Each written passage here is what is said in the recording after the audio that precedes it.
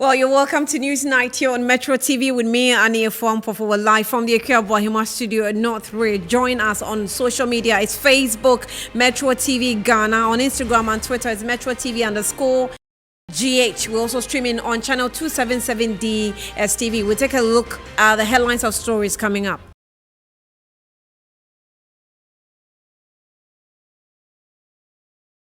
Minority in Parliament is demanding a value for money into the audit of money spent by government aimed at managing floods in the capital.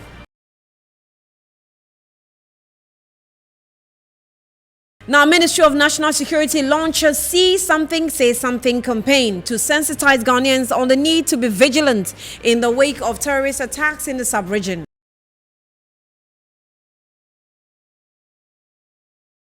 Also, Ghana Medical Association cautions the general public on the practice of safe hygiene to avoid possible contraction of the HANS virus.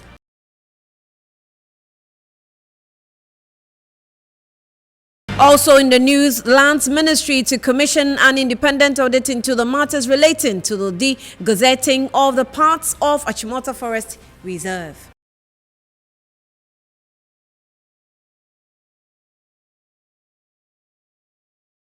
You're welcome back. Now, in our first story, the ranking member of Parliament's Roads and Transport Committee governs Kwame Agboja is demanding a value for money audit into money spent by government aimed at managing floods in the capital. Now, these calls follow the Minister of Works and Housing, Francis Asansu Boache's revelation that government has spent over 450,000 Ghana cedis on flood management. Meanwhile, MP for Adaklu says the Akufo-Addo administration has paid lip service to solving Ghana's flood menace. It's partly because maybe the local authorities are also not removing the litter or the refuse on time and taking them to wherever they should be. And also government is unable to do the necessary investment as they promised to do to drain the places. I was surprised when I went to the Ramsey site last 2 weeks in Tama. AMA is looking on when people are dumping refuse into the Ramsey site. People are still building to the Ramsey. Meanwhile, that place is supposed to be a place where flooded water would be received. And I'm saying that whilst we wait and talk about other things, this is still happening. One day, when the Ramsey site get filled up with refuse, we'll all be complaining. But for me, the last 1.5 years, looking at the budget, what have been allocated to the Ministry of Works and Housing, I didn't see any significant money given to them to make any proper intervention. So sadly, the minister went around doing what everybody ahead of him have done, talk. Ask him, how much have you spent? He said on 450 million Ghana cedis. Did he? 450 million Ghana cedis over the period. That is from when to when? He said so far 450 You see, in fact, what you have just said, I'll ask him a question today. He should just tell us where those 450 million Ghana cedis have been spent. In the past, I've seen Ibrahim Mahama distilled, dredge for free. Today, we spent 450 million Ghana cedis to dredge what? The Odo. Is it the Odo that will cause the flooding at Sakumono? So I don't see what, in fact, the Public Accounts Committee and the committee responsible for his ministry should actually pick up on this, what he said, to go further to find out where that 450 million Ghana cedi was spent. Because if they spend 450 million Ghana cedi and this is the result, everybody can tell you it wasn't value for money.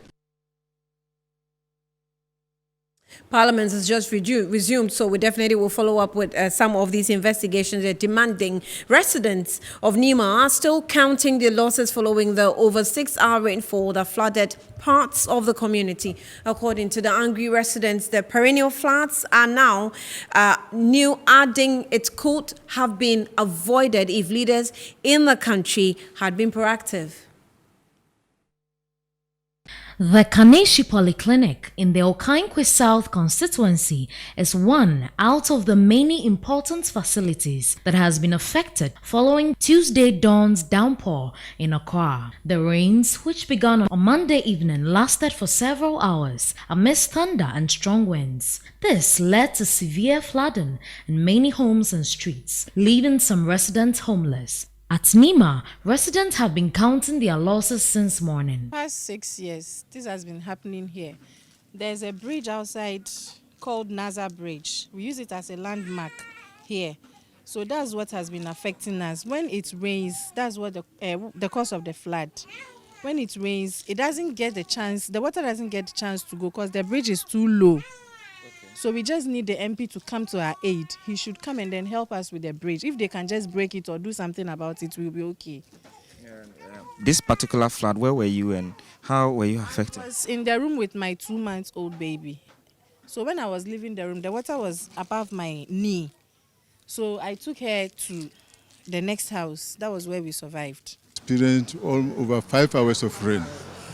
And that the first part, it was slow until an hour later, the floods came here.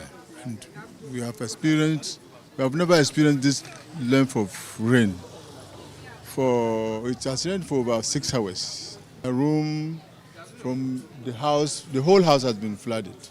And me, especially my room, my kitchen, I can't even enter my room as I'm talking to you now. They say leaders in the country have not been proactive, hence the perennial floods in the city. So now I to say Saturday another ben krapo. A bridge way. Say yan kasa na say yan sie. Obi nsie mai. Still ni dade da ha. Dade no e da ha bridge ni sign me no. Nti e force krapo pick up bi na e to gotemu. With the end of the rains afar off, the perennial floods will likely continue to ravage the city until concrete steps are taken to reduce the situation. Now, Ghana loses millions of cedis to destruction caused by floods during the rainy season.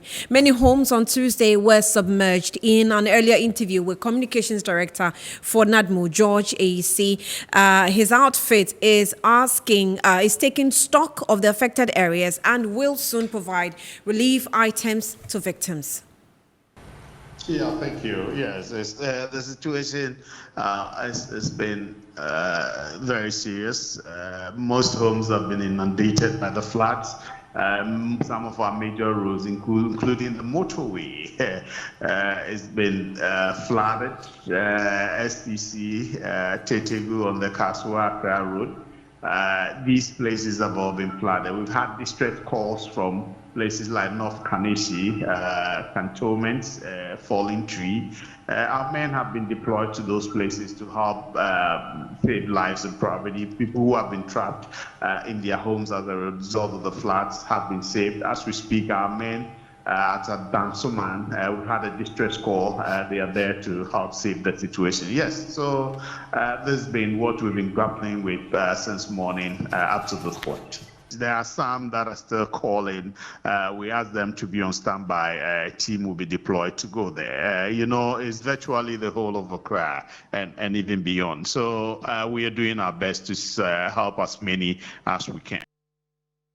Now, Mr. Alfred Kwesi Opoku, who is a past president of the Ghana Institute of Planners, says the lands of Accra has not increased in terms of responding to the population growth because Accra has a land size of 2,250.7 kilometers square. Now, he further said even if the skyscrapers are built and the character of the people remains the same, it will do nothing to the current situation because they will still carry the debris from the top floor and bring it down and put it on or render where water is supposed to flow.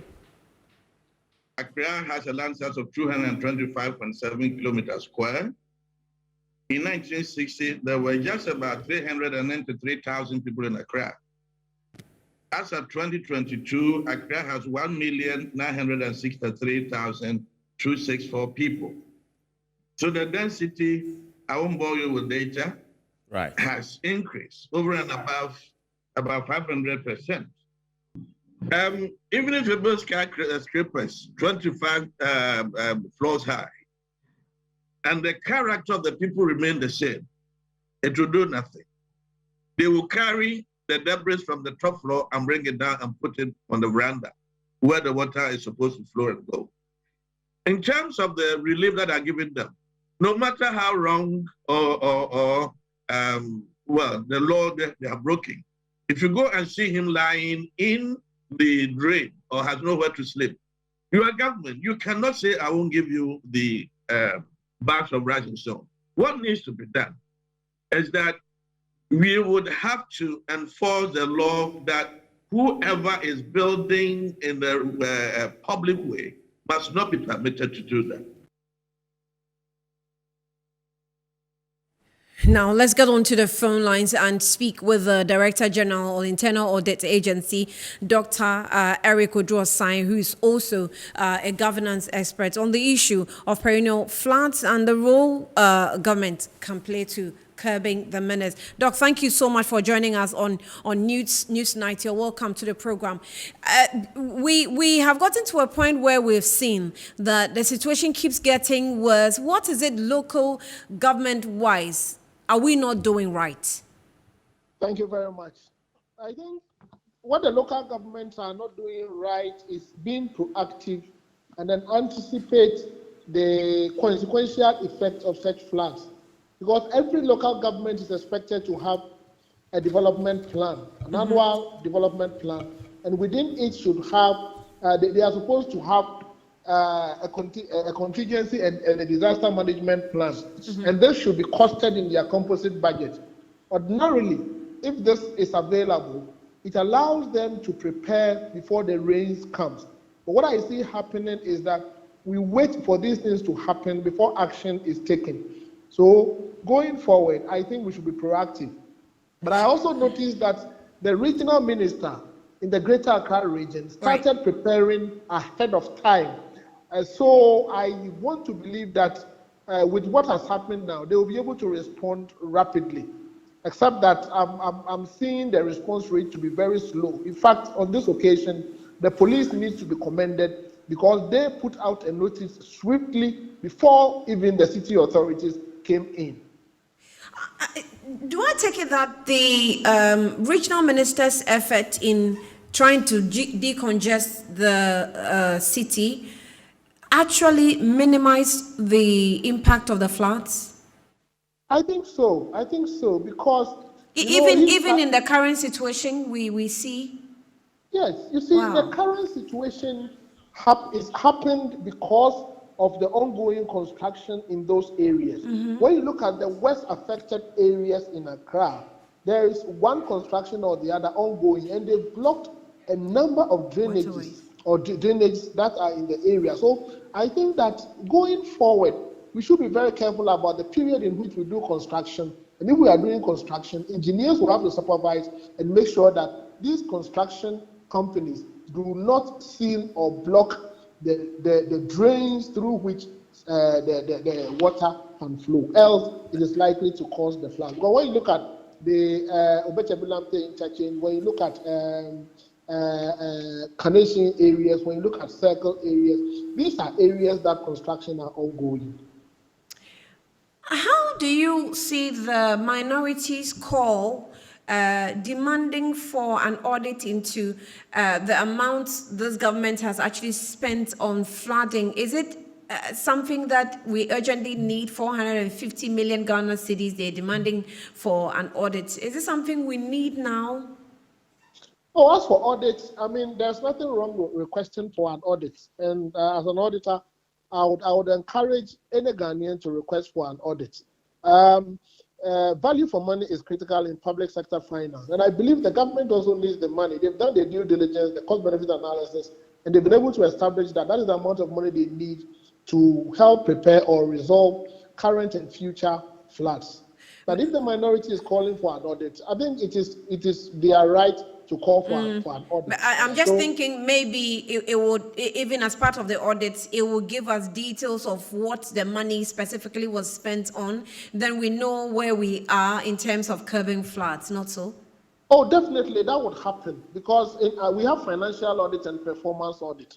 I want to believe that the qualitative aspect of the audit will bring out the performance audit, but that would give a justification as to how and where the funds will be used and the extent to which the Ghanaian people can get value for money for the expenditure. So all these things will come out if the audit is conducted. Doc, so I mean, we've been talking about this daily graphic publication of 1960 since these floods came this year, and I think your call for a contingency plan, the management plan, we have NADMO, it's been working for years.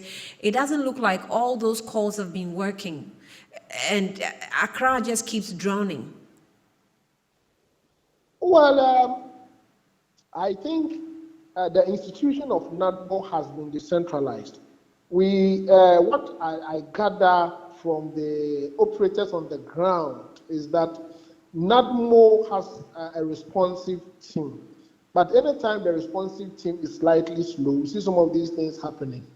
Natural occurrences can occur in instances like this. But I think that we need a medium-term national development or disaster recovery plan.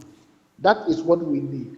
So that if we can have it and we have the resources readily available to support NADMO, they will be able to resolve a lot of issues. And in what shape should this medium-term national development plan should take? Is it should it be Accra plan focused or just general medium-term plan for the country?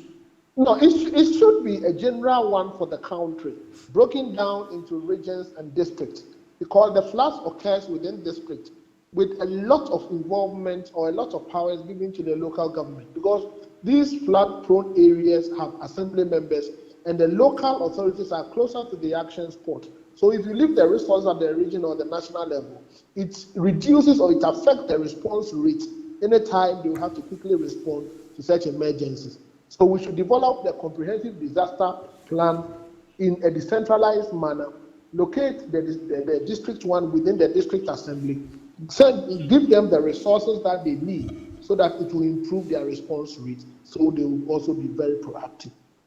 Mr. Sai, as an expert, a local government expert, what would be your advice to people currently living in flood-prone areas? Almost everywhere is actually becoming flood-prone area, but what would be your advice to those who are in dire need of or who are in a bad situation?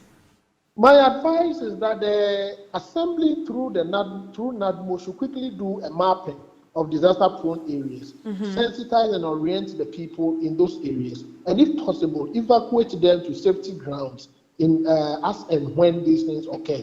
They should also work closely with the meteorological authority, so they will be able to anticipate the oncoming rains and evacuate people in flood-prone areas ahead of time. Also, I would also advise that they should try as much as possible to enforce their building regulations and clear all illegal structures sitting on waterways ahead of time. Once they are able to do these things ahead of time, we'll be able to clear the way for the water to flow, even if we have a lot of rains in the coming days. Yeah, I'm letting you go, but just a quick one. Are you in tune with the government team, stakeholders who are in charge of managing the current situation, such that you can or you could be giving them some tips as we go? No, I'm not. I'm not. Why? Because I'm doing internal auditing. I know, but you are a local governance expert. So. Yes, I am a local governance expert, but some of these views are expressed through your esteemed medium and through other medium. It gets to the powers that be and action is taken. This morning I was on GTV and we explained things to people, and within a minute the police issued a press release putting numbers out there for people to call in case they need to be rescued. So I think advising from afar talking to the power that be, talking to your esteemed institution and all others would help resolve some of the issues.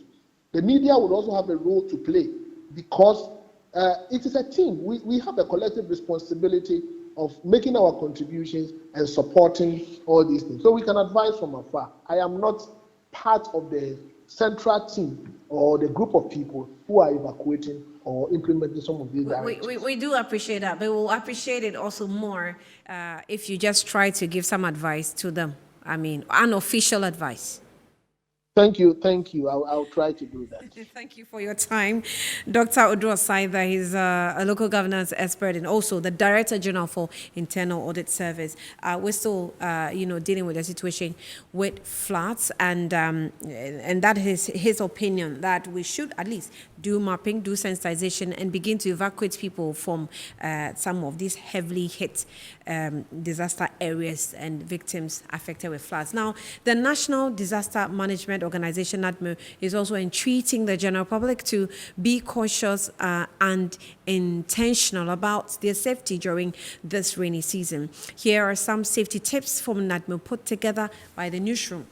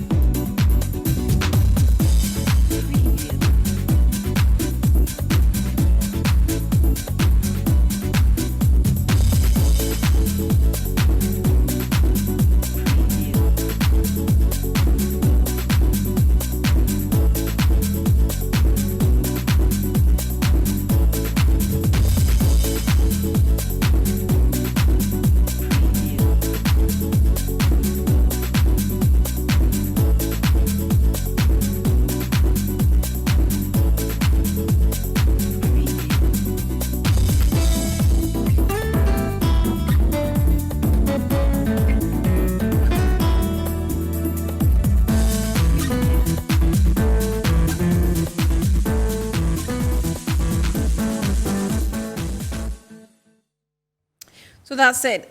Some state safety tips put together by NATMO. Let's take a break. We'll be back on News Night for some more stories.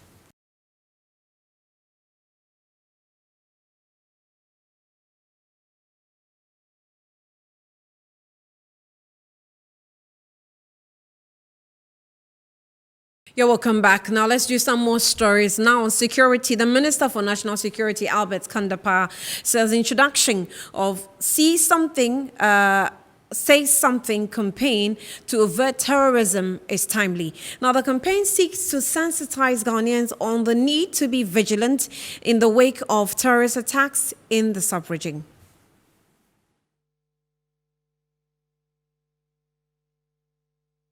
Logistically, we've continued to equip our security agencies. I sit on the Defense and Interior Committee. We have looked at their budget. If you look at the budget has continued to increase in terms of support to them. I do hope that we will get what it takes to deal with the situation. And I feel that the forward operation bases that are being established and that have also been established, especially in the Eastern Corridor all the way up north, is also helping to ward off and to help in the fight. Logistically, yes, we can't have everything, but we are prepared to deal with the situation. You would realize that from 2017 till now, there's been a lot of investment in security logistics, a lot of investment in personnel. Every year you're seeing some more recruitments for the intelligence agencies and the security agencies, as well as provision of logistics for them. Is that enough? No. We need to provide a lot more. Do we have to go and borrow it or beg for it, or do we have to raise more money to be able to procure it? You have just heard the minister explain that we've had to increase spending, security-related spending. That spending must be financed from our taxes. So while we talk about the things we need to do, at the same time, we must also talk about the fact that we need to improve domestic resource mobilization so that we can provide more of those logistics. So this is a story on the Member of Parliament for Buim constituency, Kofi Adams, who says Ghana is prepared to handle any issue bordering on unexpected terrorist attacks. However, Minister for Information, Kojo Ponkroma, assured all needed apparatus to combat terrorism has been adequately catered for, as Parliament made some approval to that effect. So let's now go back to the Minister for National Security, Albert Kandapa, who says the introduction of See Something, Say Something campaign to avert terrorism is timely. In the wake of continuous reports on terrorism from neighboring countries, there is a need to adopt anti-terrorism strategies to prevent any possible attacks in the country. In light of this, the Ministry of Defense and its stakeholders launched an awareness campaign aimed at sensitizing the citizenry on security measures to avert terrorist attacks. This flagship program has always formed a key part of our national framework for preventing and countering terrorism and violent extremism. The timing of its roll out, however, was informed by the need to institute more preventative measures in view of some unfortunate recent events in the West African region. The See Something, Say Something campaign, therefore, is a critical preventative measure by the Minister of National Security and the other security ministries to, first of all, empower Ghanaians to be more conscious about their own security, and secondly, to enhance their relationship with state security authorities. Speaking at the launch of Terrorism Awareness Campaign in Accra, some stakeholders called on security agencies and the media to up their efforts in ensuring every citizen gets informed on happenings. There's a direct relationship between the success of this program and the stability of this nation. Should we allow the stability of this nation to go in tatters? Surely no. So it is a clarion call to every journalist, every media house. Please take this as a national responsibility, and from which you should not flinch from championing until the enemy is defeated. Whether you're a church leader or a church member or a pastor, anybody you are in this nation, if one is attacked, everybody has been attacked. So we must create this awareness and make sure it's a collective responsibility. We need to protect ourselves, protect our borders, and be vigilant. And this must be devoid of political colors. We must know that we have one Ghana and we all have a responsibility to protect Ghana. The Terrorism Awareness Campaign, dubbed See Something, Say Something, which highlighted on 3 thematic areas, is expected to receive information from the citizenry as at when there is a need to call for security attention. Members of the public are encouraged to call National Security on toll-free number 999 for any assistance. Say something if you see something, my friend. And that's a song put together by Kofi Kinata there. See Something, Say Something. Let's go to Parliament that resumed today. And the Speaker of Parliament, Alban Sumana Babing, says that the House will work in earnest to put to rest concerns with the payment of double salary of members. Now, the Speaker contends that the overpayment of salaries to MPs is a weakness in the system. Parliament reconvened after an almost 2-month recess. The second meeting in the second session of the 8th Parliament of the 4th Republic of Ghana, according to the leadership of the House, will consider over 69 bills, including the Affirmative Action Bill amongst others. Other bills, like the controversial anti-LGBTQ+ bill, which is at the committee level, will also be looked at by the House. Delivering his opening remarks during the first sitting of the meeting, the Speaker of Parliament, Alban Sumana Kingsford Barbin, said the passage of the Affirmative Action Bill is long overdue. The Affirmative Action Bill, honorable members, is long been in the back burner, and I think Ghanaians can no longer wait. The duty to pass laws rests on Parliament, not on the executive. In whatever form that bill is, please, I call on the agencies to present it to the House. He said the House is working to resolve concerns over payment of double salaries to some members of Parliament. What members do is to call their bank and ask, do I have some money in the account? Once the bank says no, you are issuing a check for some activity in your constituency or to support a member or student that needs the help of the member of Parliament. That is what we go through.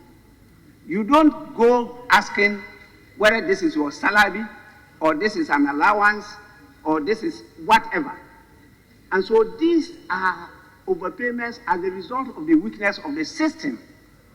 Not that members intentionally will go around taking double salaries. He urged all MPs who are yet to declare their asset to do so without delay. To consolidate the strengthening of the institution of Parliament and the empowerment of members to perform their duties and responsibilities effectively and responsively in this second session, we will take further vigorous steps to strengthen the hand of the House to hold government and state institutions accountable to the people for the power, trust, resources, and hope reposed in them. Majority Leader Chimota Bonsu agreed with the Speaker's call to put to a rest overpayment of salaries to some MPs. The assets that are declared by our Constitution in Article, I think 285 or 286, have to be lodged with the Auditor General. The Speaker, the rationale for this is for the Auditor General to interrogate assets acquired by public officers. The House continued sitting on Wednesday, May 25, 2022, as the Privileges Committee begins its hearing on some 3 MPs who were absent in Parliament without permission for more than 15 sittings. We stay longer in Parliament, and the minority in Parliament is demanding a public inquiry into matters surrounding the declassification of alleged sale of portions of Chimota Forest Reserve. The minority leader, Haruna Idrisu, called on the President, Nana Dankwa Akufo-Addo, as a matter of urgency to establish a public inquiry to bring finality to the saga. There's also the news of declassification of Chimota Forest and lands, and public officers and politicians grabbing lands in the name of the Republic. Mr. Speaker, without any hesitation, this must be treated as an urgent matter. The President should open a public inquiry into the declassification of Chimota lands and let the public know who got what, for what, and how much. We need to appreciate that even the reliance on an executive instrument 144, the Forest Act of 1927, that's an outdated law. Let me remind the President and the leadership that he should go and look at the Land Use and Special Planning Act of 2016, Act 926, rezoning and reclassification. The mandate was not given to the President, Mr. Speaker, so we would need to welcome ourselves back dealing with this issue. Now, the Ministry of Lands and Natural Resources say it intends to commission an independent audit into the matters relating to the degazetting of the peripheral portions of the Chimota Forest Reserve. This was contained in a statement issued by the Sector Minister Samuel Abujinapo. Last week, there were reports that the Chimota forest has been reclassified and sold. But the ministry says only the peripheral portions of the forest reserve, which had been leased to the old family, were degazetted. The sector ministry said the core portions of the forest reserve had been preserved by the forest. This report, however, raised concerns about the size of the land degazetted as a forest reserve. The sector ministry further hints of plans to undertake independent audits into the acreage released as a forest reserve. It added that the government will act on all improper acquisition of land, whether now or in the past. The ministry maintained it is committed to the protection, proper management, and utilization of the lands and natural resources of the country. Hence, Chimota Forest is an integral part of government's plan for the protection of the country's forest cover and their afforestation agenda. Now, let me give you some updates of fears of gas leakage from a fuel station around Tesano. That is the news just coming in from the newsroom. The police have also thus prevented vehicles between Alajo and Chimota overhead to prevent possible fire outbreaks. Now, this has also caused heavy traffic on the Insuwam Road industrial area, Newtown, and neighboring communities. Just in case you're using these routes, please be informed accordingly. We'll bring you some updates as and when we receive the details of what's going on in this area, Tesano. Now, the General Secretary of the Ghana Medical Association, Dr. Titus Bayo, says although HANS virus is not as deadly as the coronavirus, it is communicable, and the general public must practice safe hygiene to avoid possible contraction. The Ghana Health Service issued an alert of an outbreak of HANS virus, technically known as H3N2V. The alert comes after a number of cases were recorded among Ghana Premier League club players. Accra Heart of Oak. The new virus is an influenza usually found in pigs, birds, and humans, and it easily spreads from live pigs to humans. Symptoms of HANS virus include fatigue, fever, muscle aches, headaches, cough, dizziness, and nausea. General Secretary of the Ghana Medical Association, Dr. Titus Bayo, indicated though the virus is treatable, it can cause life-threatening diseases like pneumonia in a worst-case scenario. In some people, it's self-limiting, meaning that it will not cause any harm, but there is treatment for it. Some people are also at risk, in particular children. People with some other comorbidities may be at risk. But in adults who may have been exposed to other flu viruses, it is usually not very life-threatening, but it can cause some severe complications like pneumonia. Dr. Bayo outlined how the HANS virus can be transmitted from one human to another. The virus is transmitted mainly through droplets. So if someone has this virus and is in close proximity with you and sneezes or cough, then they bring out droplets, which you may inhale or may touch. And then if you turn your hand or finger to your nose, then you may take this virus into your system. He noted that H3N2V is not as deadly as COVID, but the general public must be cautious.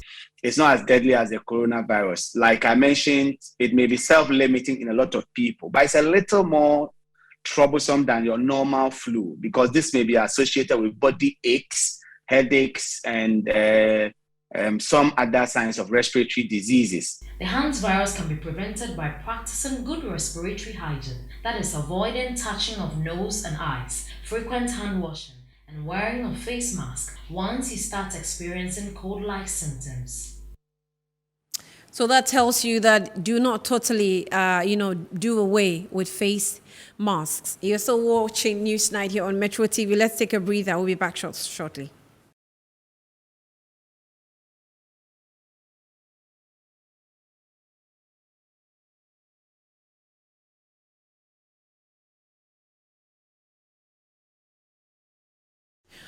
All right, so you're still on News Tonight. You're welcome back. We cannot do this without giving you updates of what's happening in the business world. And Kenneth Chessy is with me in the studio. Ken, you're welcome. Good evening to you. Thank you very much, Annie. Up next is business.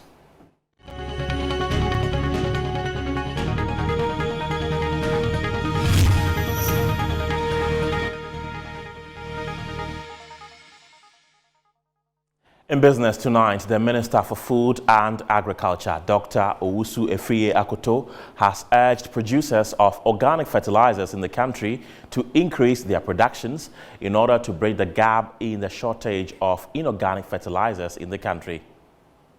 The Ministry of Food and Agriculture since the beginning of the year has been burdened with the inability to supply Ghanaian farmers with inorganic fertilizers as the importation of the commodity decreased tremendously due to the Russia-Ukraine war.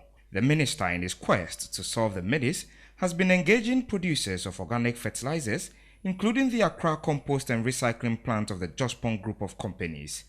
Addressing the producers, he said the best way to address the shortage is to resort to the use of organic fertilizers, urging the producers to increase their production. We are very proactive in finding solutions to the new situation of shortage of agricultural chemicals. And of course, with the shortage means that prices have gone through the roof. Farmers only last year at the beginning of the season were paying 120 cedis per bag of 50 kilograms. Now you'll be lucky to have it for 400 cedis if you even see a bag. And we find that the solution lies in organic fertilizer. Managing Director of the Accra Compost and Recycling Plant, Michael Paddy Tuo, discussing the challenges of some of the organic fertilizer producers in the country, spoke on the sale of fake organic fertilizers on the market. As a producer, I needed these information to also help plan ahead and also know the kind of investments that will go into my business. So bringing us together, I think it should not be just for today, but going forward, how we're going to actualize these suggestions that came up. Once we have a standard, a baseline, that before your product can be promoted on this market, it should meet this standard. That can be a remedy for all those fake materials coming in, so that the farmer is made to know that this product has this certification, and when you are buying the product, look out for this logo on the product. If it doesn't have it, don't buy it. The minister assured he is committed to supporting the production of organic fertilizers in the country. President Akufo-Addo has stated that Ghana and the rest of Africa must win in any trade negotiations the continent engages in. Addressing participants at the opening ceremony of the Africa Development Bank Conference in Accra, the president applauded the continent's remarkable economic recovery from COVID-19 while admitting the pandemic hurt Ghana's economy enormously. The Accra International Conference Center played host to the opening ceremony of the 51st Annual Africa Development Bank Conference. In his opening speech as the host leader, President Akufo-Addo charged Africa to do due diligence whenever the continent is called to the negotiation table.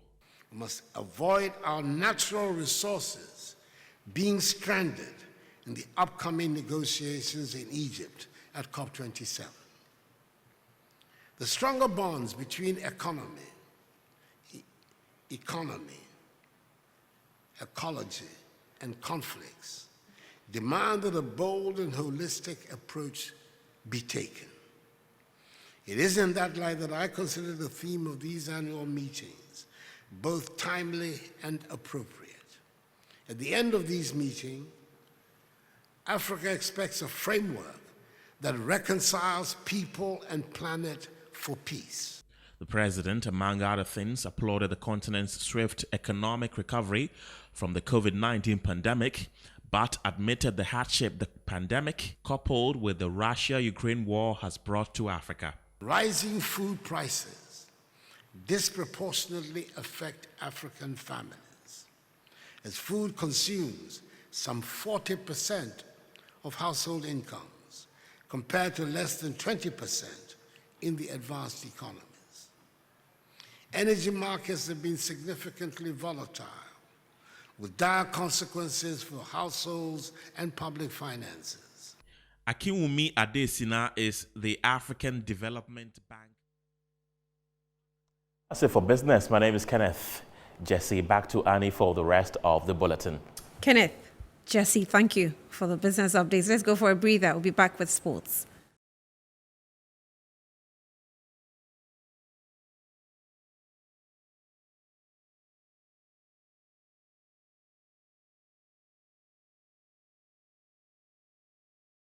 All right, you're welcome back. And Phil Junquota is with me in the studio to bring us sports. Phil, thank you for joining me. You're welcome. Good evening.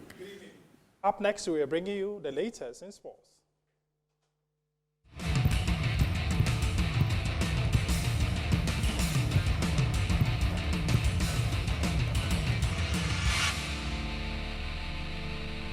Was the Match Talk About 2022 LMSK Zelina Africa Scouting Tournament has ended in the nation's capital, with visiting scouting press with a showcase of talent at the one-week competition. I'm very, very happy for investing into this tournament. I have not regretted a bit because for the talent that I have scouted now, it's fantastic, and I'm very, very happy. Yeah, if we talk about the standard of play, it's a high-level standard that we put up together today. You see the selected side finished with Grolam as a good academy. The players that they don't know each other, that scouted from a different angle, playing for the first time, beating Grolam hands down. You should know they've done very well. And with my side as MSK Zelina Africa, you see Accra Great Olympics is a very, very strong team. Don't underrate them in anything. I'm very impressed, not only about the win or the goals, but about the play. With the people, the officials, that they made this tournament succeed. It's all over badly. We are going to leave tomorrow, but there is the good things. We have about 18 players, talents that are going to different countries, about 4 countries in Europe. The tournament was very nice and very good, and also I saw a lot of high quality players, and they are young, between 16 to 19 years old. So I wish them good luck. And so the Zelina Africa Scouting Championship ended at the Mladan Park here in Accra, with Zelina beating Accra Great Olympics by 3-2 to win the championship. That's your sports. My name is Phil Jonquote. The studio is ready for Showbase. Thank you, Phil, for the updates in sports. It's time for entertainment news.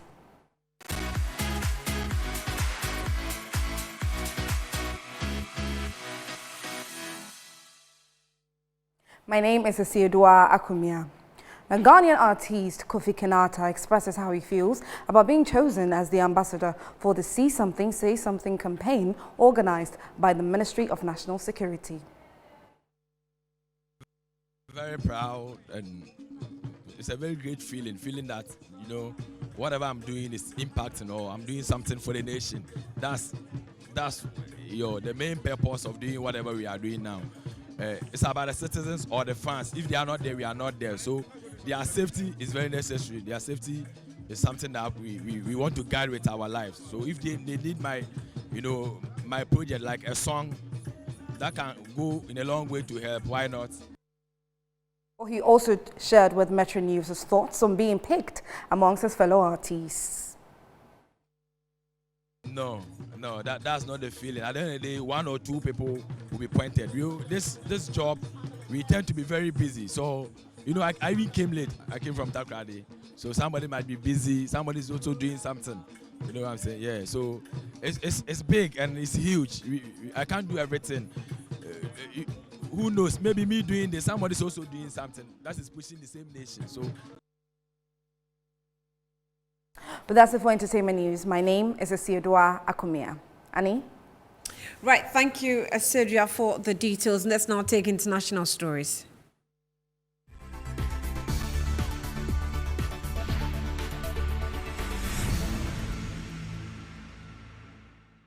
Welcome. Thousands of people have fled the fighting between the Congolese army and the M23 rebels continued in the territory of Nyiragongo near the Goma, the capital of North Kivu. Now, on Sunday, the United Nations denounced a deliberate M23 attack on peacekeepers and the armed forces who said responded in accordance with their mandate. Local authorities believe that the latest attack on the village Buhumba was the work of the M23 rebels who came after the border with Rwanda. And that's all we have for you this evening. News Nights came to you live from the Akiabwahima studio here at North Ridge. And we also stream live on Metro TV, Ghana.com, on Facebook, on channel 277 DSTV. My name is Ania Fwampofo. Thank you for joining me. Join me again on Good Evening Ghana.